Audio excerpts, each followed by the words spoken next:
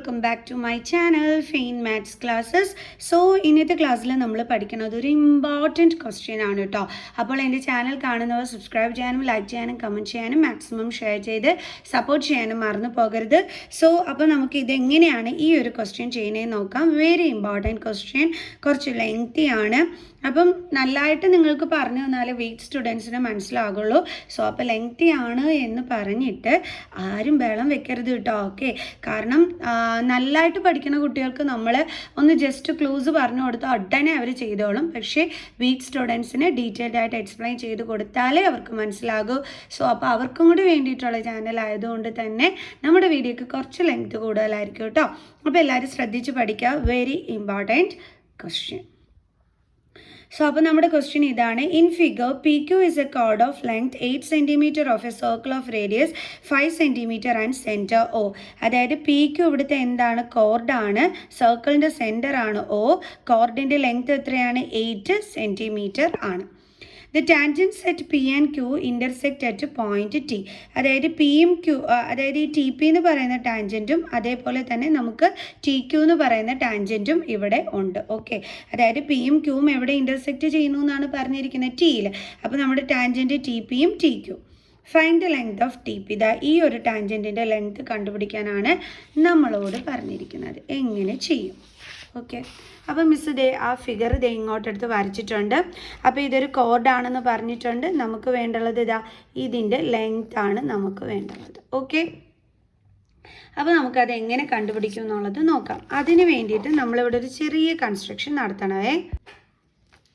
എന്താണെന്നറിയാമോ? കൺസ്ട്രക്ഷൻ ഈ OT തമ്മിൽ ജോയിൻ ചെയ്യുക. ഓക്കെ, അപ്പോൾ നമ്മൾ നടത്തിയ കൺസ്ട്രക്ഷൻ എന്താണ്? Join OT. Construction join OT. Okay, ഇനി നമ്മളിതാ ഇത് രണ്ടും കൂടി മീറ്റ് ചെയ്യുന്നിടത്ത് ഇതാ ഇവിടെ ഒരു പോയിന്റ് നമുക്ക് കൊടുക്കാം. അപ്പോൾ എന്ത് കിട്ടും? നമുക്ക് R എന്ന് നമ്മളവിടെ എന്ത് ചെയ്തു? നെയിം കൊടുത്തു. ഓക്കെ, ഇനി നമ്മൾ എന്താ ചെയ്യാൻ പോകണമെന്ന് വെച്ചാൽ ഇതെന്താകും? അപ്പം ഒരു റൈറ്റ് ആംഗിൾഡ് ട്രയാങ്കിൾ ആകും. കാരണം ഈ ലൈനും അതേപോലെ തന്നെ നമ്മുടെ വെർട്ടിക്കൽ ലൈനും ചേരുന്നിടത്ത് എന്താണ്? 90 ഡിഗ്രിയാണ് വരുന്നത്. അപ്പോൾ ഇതെന്താണ്? ഒരു റൈറ്റ് ആംഗിൾഡ് ട്രയാങ്കിൾ ആണ്. ആംഗിൾ ORP എന്താണ്? 90 ഡിഗ്രിയാണ്. ഓക്കെ, അപ്പം നമുക്ക് ആംഗിൾ ORP 90 കിട്ടി. ഇനി മിസ് എന്താ ചെയ്യാൻ പോകണമെന്ന് വെച്ചാൽ നമ്മുടെ പൈതഗോറസ് തിയറം അപ്ലൈ ചെയ്ത് ഈ ORൻ്റെ വാല്യൂ മിസ് അങ്ങ് കണ്ടുപിടിക്കും. എന്തിനു വേണ്ടിയിട്ടാണ് മിസ് ഈ ORൻ്റെ വാല്യൂ കണ്ടെത്തുന്നത്? അതായത് നമുക്കറിയാം ഈ TPO എന്താണ്? ഒരു റൈറ്റ് ആംഗിൾഡ് ട്രയാങ്കിൾ ആണ്. അതായത് TPO. അതെങ്ങനെ റൈറ്റ് ആംഗിൾഡ് ട്രയാങ്കിൾ എന്ന് കിട്ടിയെന്നൊക്കെ മിസ്സിൻ്റെ ലാസ്റ്റ് പറഞ്ഞു തരാം. എന്തായാലും ശരി, TPO ഒരു റൈറ്റ് ആംഗിൾഡ് ട്രയാങ്കിൾ ആണ്. അപ്പോൾ ഇവിടെ പൈതഗോറസ് തിയറം അപ്ലൈ ചെയ്താൽ നമുക്ക് TPയുടെ വാല്യൂ കിട്ടും. അതിന് നമുക്ക് എന്തിൻ്റെ വാല്യൂ വേണം? ഈ OTയുടെ വാല്യൂ നമുക്ക് വേണം. അപ്പോൾ ഈ OTയുടെ വാല്യൂ കണ്ടുപിടിക്കാൻ വേണ്ടിയിട്ട് ചെയ്യുന്ന ഫസ്റ്റ് സ്റ്റെപ്പാണ് OR കണ്ടുപിടിക്കുക എന്നുള്ളത്. ഓക്കെ, OR എങ്ങനെ കണ്ടുപിടിക്കും? പൈതഗോറസ് തിയറം അപ്ലൈ ചെയ്ത്. അതായത് നമ്മൾ ട്രയാങ്കിൾ എന്തെടുക്കും എന്നറിയാവോ? PRO എടുത്ത് നമ്മൾ ORൻ്റെ വാല്യൂ കണ്ടെത്തും. കാരണം നമ്മുടെ കയ്യിൽ OP ഉണ്ട്. OP എന്താണ്? സർക്കിളിൻ്റെ റേഡിയസ് ആണ് അല്ലേ? അപ്പോൾ അത് നമുക്കിവിടെ ഒന്നെടുത്ത് എഴുതാം. OP is equal to 5 centimetre എന്താണ്? Radius of the circle. ഇനി അടുത്തത് PR എത്രയായിരിക്കും?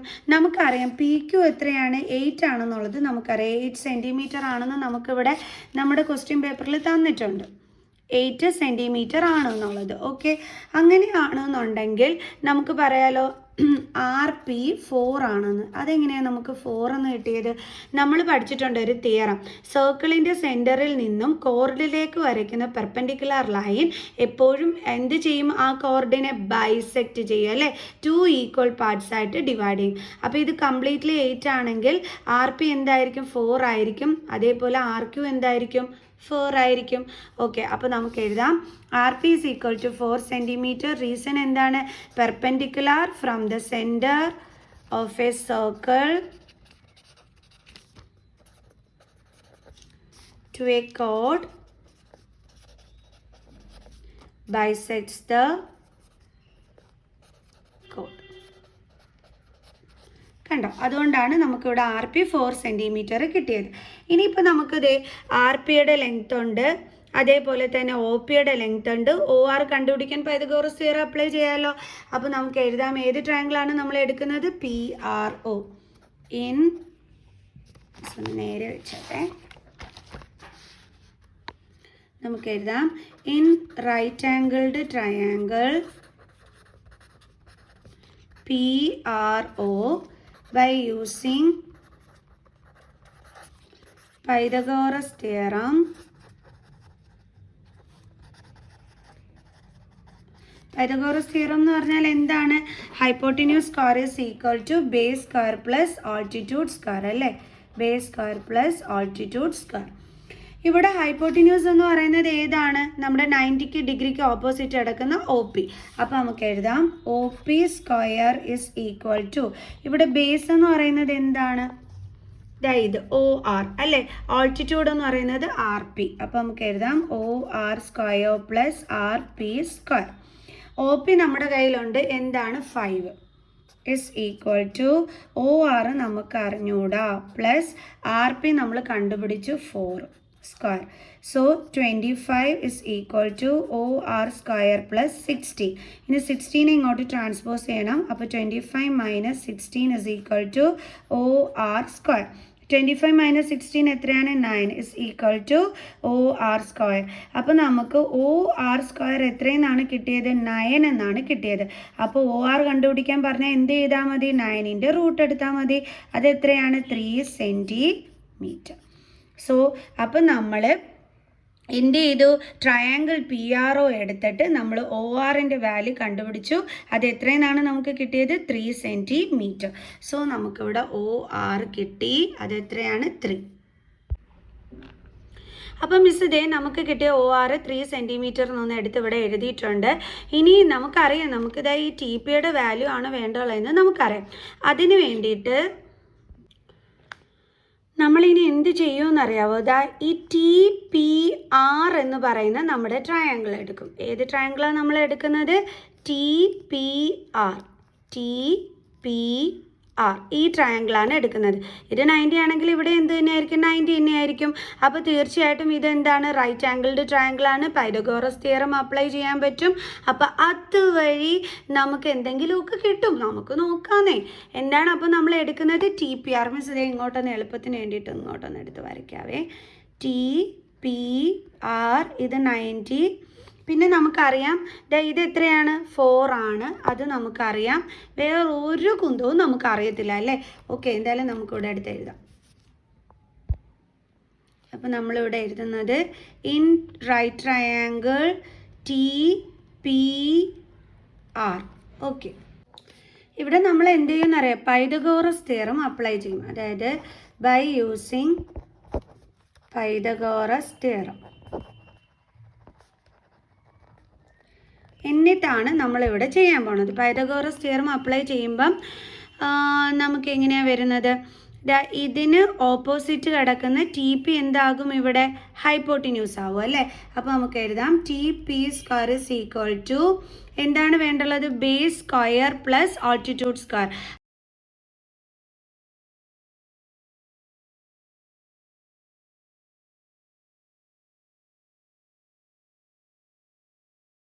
അപ്പോൾ നമുക്ക് എഴുതാം T P square is equal to T ആറിനെ നമുക്ക് അറിഞ്ഞുകൂടാ, അതുകൊണ്ട് നമുക്ക് ടി ആറിനെ എന്തായിട്ട് എടുക്കാം, എച്ച് ആയിട്ട് എടുക്കാം. ഓക്കെ, അപ്പോൾ ഇതെന്തായിട്ട് എടുത്തു, നമ്മൾ എച്ച് ആയിട്ട് എടുത്തു. കാരണം എന്തെങ്കിലും കൊടുക്കാതെ നമുക്ക് ചെയ്യാൻ പറ്റില്ലല്ലോ.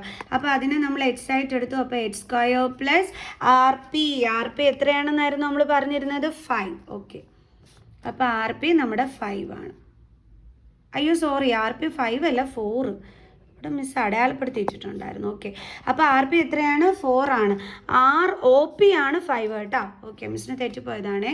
അപ്പോൾ ആർ പി എത്രയാണ്, 4. അപ്പോൾ 4 സ്ക്വയർ.